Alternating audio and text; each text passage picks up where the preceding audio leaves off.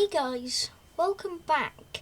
Now, I'm going to start this new series on my old channel where I'm going to be reading books. So the first one that I'm going to be reading is a book called Dark Stone Eye. Now this book is split into 14 chapters and 139 pages, so obviously I won't do it all today, but I'm going to be doing the prologue and chapter 1. So, prologue. Every single thing in the whole wide world has a story. Everything. Every grain of sand was once part of a rock born in the steaming guts of the earth. That's a story, a big story. Even the school computer I'm typing this story on is full of stories. Metal from the beginning of the universe, so Mr. Jensen says, melted sand for the glass screen, and plastic. Don't get Mr. Jensen started on the story of plastic. Apparently it's made from oil, which used to be living things that got buried and cooked by the earth. Story, story, story. Even the electricity that makes the computer work is a story.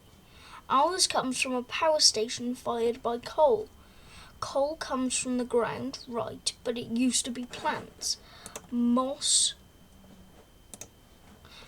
and giant ferns and trees that were alive before my Nana was born, and that was 1,000,000 years ago. Well, I might be exaggerating there, just a little. My Nana's actually 64, and there aren't any dinosaurs in the background of her photos of her as a child.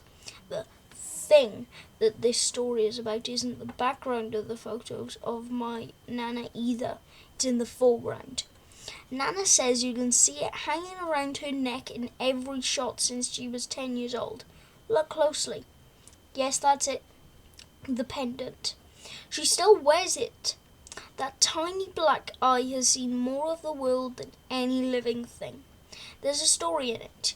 Huge story. My Nana's been telling me the story before I go to sleep.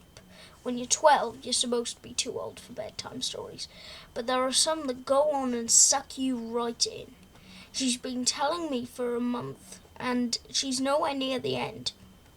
It's a horror story and a love story in the same time, layered like fossils with history, suspense and mystery.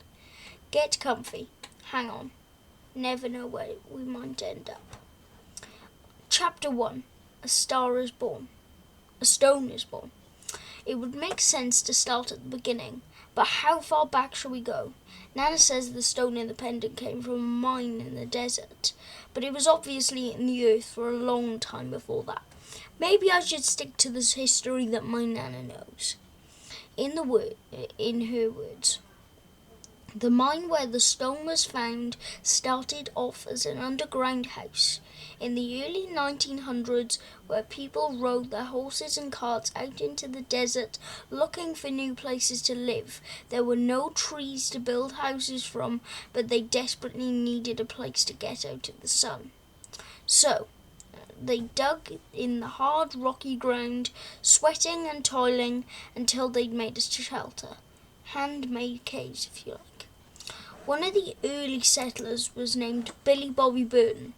Unfortunate name, but a name people tend to remember. Billy Bobby Burton was as strong as a horse and almost as big. He dug up the pale ground like a machine and carved himself a lovely room. It stayed cool during the day and it was warm at night when the desert grew very cold. One of Mr. Burton's trips to the big city, on one of Mr. Burton's trips to the big city, he met a beautiful girl. Her name was Christina, and Billy Bobby Burton fell in love with her in an instant. Her eyes sparkled like drops of dew in the morning sun. When she said his name, it sounded like a poem. Billy Bobby Burton asked her to marry him, and to his absolute delight, she said yes. They got married the next day, then Christina packed her suitcase and went to live with Mr. Burton in the desert. Billy Bobby Burton's house wasn't big enough for the two of them, but one of the lovely things about living underground is that if you want another room, you just dig one.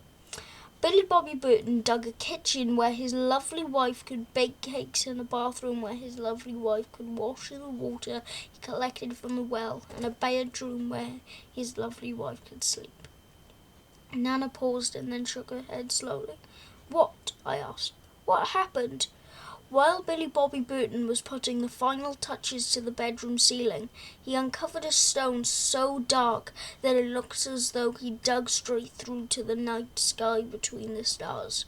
No larger than one of his big old coins, the rock fascinated the man, and he gently chipped it from the roof by candlelight. Nana stopped again and stared at me. "What?" As the dark stone came free, so did a huge boulder. I swallowed and it made a funny squeak. Billy Bobby Burton never saw the dark stone by the light of day. "He died?" "No, no, for goodness sake. No, the boulder hit his head and struck him blind.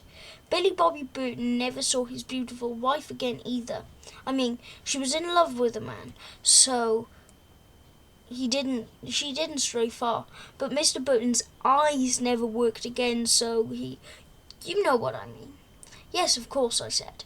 "What happened to the stone?" "That, my dear, is another story." "No, that's not fair."